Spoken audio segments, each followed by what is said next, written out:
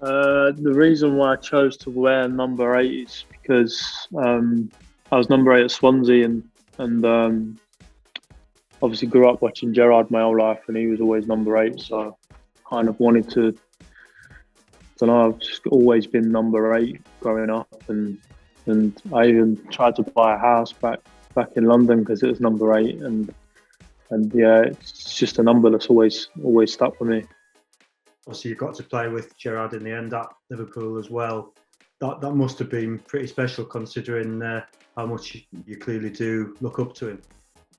Yeah, it was great. I mean, when I first went up there, it was a bit weird seeing your idol and things like that. But he was good as gold with me. He was just a proper person. He like even off the pitch, he'd always because I live next door to him, so we'd go for a game of golf with him and stuff like that. So it was just nice for someone that I always looked up to always be there for anything that you ever needed. Do you know what I mean? And he was just obviously everyone knows how fantastic footballer he was. So yeah, it was just great.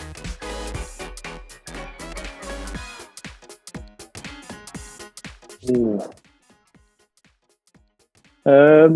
Probably Tiger Woods. Obviously love my golf, so and obviously watching golf at the minute without him, it's not the same for me. I mean, he brings that sort of class about him, and he's been there and won everything. And obviously, when he had that time out of golf, I didn't really watch it a lot, and even like the Masters and things like that, it's just been on. It's just not exciting watching it without him. So yeah, Tiger Woods, and so I just love the way he plays the game, and I don't know. And when he won the Masters that year recently, it was just something else. I mean, I actually had a bet on him and that year, and luckily he won it. And I always have this thing saying argument with people saying that people say that he's finished and that, and he just obviously continues to prove people wrong even at his age now.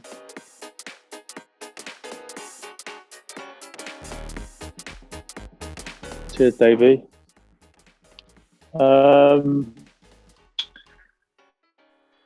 I think I give off this thingy like my body language, the way I run or the way I am. I'm quite a laid back character, but listen, it might look like that, but obviously the stats say different, and as long as I'm doing it and it's being recorded and everything's monitored and things like this these days, you can't get away with not running. So I know it might not seem like I'm running, or I'm lazy or whatever, but the stats are saying different. So I'm just going to continue to obviously do what I'm doing and try and obviously.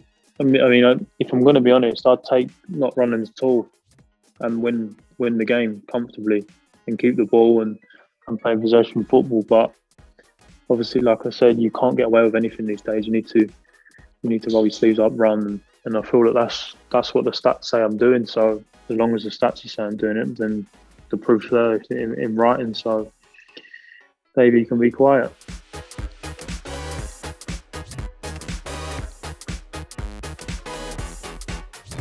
I just obviously like to keep my private life private, and obviously I don't know. I used to be on it, and even when I was on it, it was private, and it was just I don't know. I just don't want to get caught up in that sort of world. There's more to life than going on social media and looking at stuff on Twitter and things like that. And it's just the way I am. I'd rather spend my time obviously with the kids and playing with them, and rather than scrolling through social media and looking at silly stuff. But one thing I am on is I'm on TikTok, but it's only to keep an eye on my daughter's profile, because some of the dances she does is just it's not appropriate. But it's just on there. But you'd never find me on there.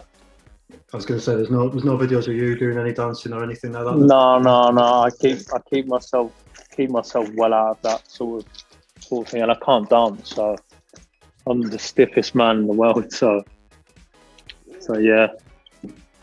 On Thingy, you see like the way some players use social media. It can be a very, very good tool and to interact with the fans. But I've just always never really been into that side of it. I just obviously keep your job as your job and your private life private.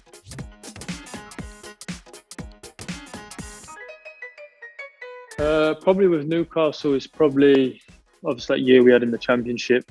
Really enjoyed that year, the football we played, and obviously you're playing against lesser teams, so you're going to have more of the ball and things like that. But it was still a great year, and to do it the way we did it at the end of the season was brilliant. Then probably winning the Carling Cup with Liverpool was a good achievement. And I mean, I don't know where the medal is. I think it's in a house in Essex, somewhere in the loft somewhere, or my brother's probably sold it. Get a bit of coin, but yeah, and obviously making my England debut was a massive achievement for me and my family, because it's something that you want to do for the growing up as a kid, and I was been fortunate enough to play for England.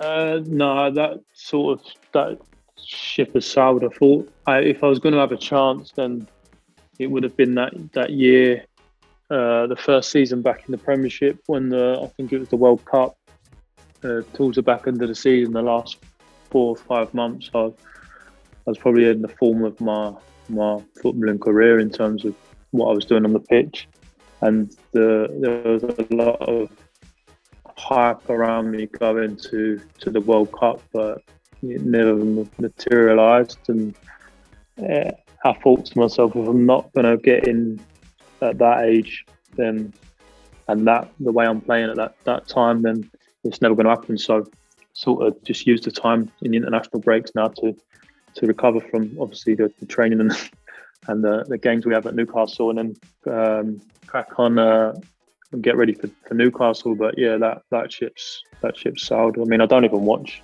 England anymore, to be fair, but they've been doing very well. But yeah, I don't even think about it anymore, to be honest.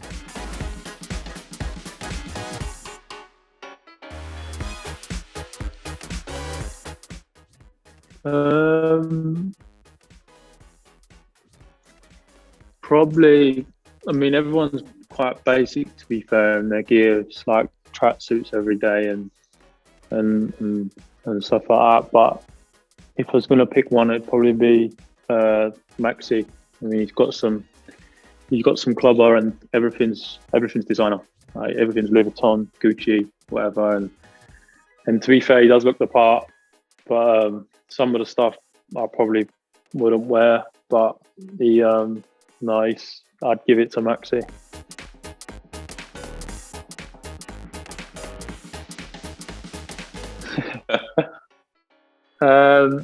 During the week, I'd probably get just a plain chicken breast with the like rice with the spinach, the garlic spinach, and then I always go there if we've got a Saturday game, I always try and get the pesto pasta with the chicken for the Friday night before a game, and then Sunday I have the roast from Fratelli's. The roast is really, really good in Fratelli's, and obviously it's unfortunate with what's gone on with all these restaurants, to be honest.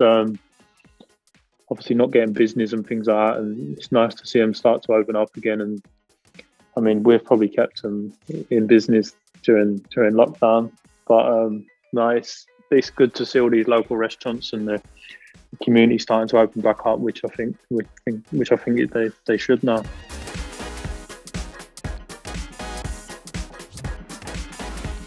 It was first weird at first, but then you kind of get used to it, and I mean, it's definitely. I don't care what anyone says. It's definitely made an impact on results and things like that, and the intensity of games and things like that. I mean, if you want to look at it, it is like a training match because there's no fans there, and it's just weird. You know, when you pull up to the stadium, that's what gets me. And normally there's fans outside, and when you drive in and things like that, and you haven't got that, and you've got to obviously have to them passport things on your phone where you have to show the. And I know that it's all for obviously for the COVID and that, but I think it's time to obviously get the fans back in the stadiums now and get back to how football once was, because it feels like a long time ago since we had fans in the stadium.